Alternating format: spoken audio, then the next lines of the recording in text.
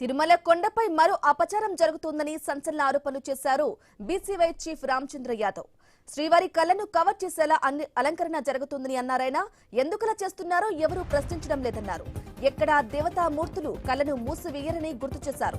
శ్రీవారి విషయంలో తప్పు జరుగుతుందని తెలిసినా చెప్పడానికి భయపడుతున్నారని రామచంద్ర యాదవ్ అన్నారు. గురువారం రోజు మాత్రమే శ్రీవారి నేత్ర దర్శనం దొరుకుతుందని తెలిపారు. తప్పులు దిద్దుకుంటే కొండపై అపచారాలకు శుభం కాజు పడుతుందని రామచంద్ర యాదవ్ అన్నారు.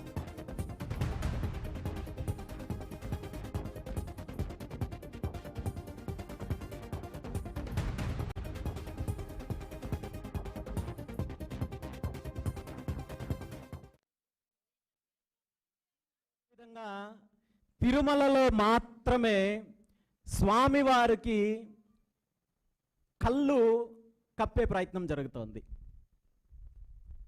అంటే వెంకటేశ్వర స్వామికి తిరునామం ఉంటుంది, నుదుట నామం ఉంటుంది తప్ప కళ్ళు మూతబడేటట్టు ఉండాలి అనేది ఎక్కడ ఏ శాస్త్రంలోనూ లేదు, ఏ ఆగమ శాస్త్రంలో లేదు.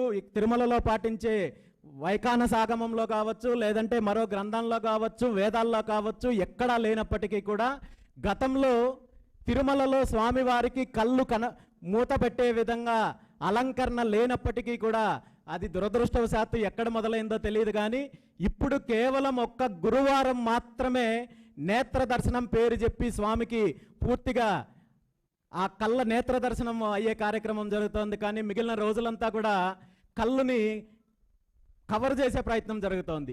దీని మీద ఆగమశాస్త్ర పండితులు కావచ్చు, లేదంటే టీటీడీ యాజమాన్యం కావచ్చు, ప్రభుత్వం కావచ్చు, ఆలోచించి ఆ ప్రక్రియను మార్పు తీసుకొస్తే అప్పటికైనా తిరుమలలో జరుగుతున్న అరాచకాలు కావచ్చు, అపచారాలు కావచ్చు ముగింపు పలుకుతుందనేది ఇది నా అభిప్రాయం మాత్రమే కాదు. చాలామంది పండితులు, చాలామంది పెద్దలు కూడా దీని గురించి వారి అభిప్రాయం లోపల ఉన్నప్పటికీ కూడా బయట చెప్పడానికి ఇబ్బంది పడుతున్నారు.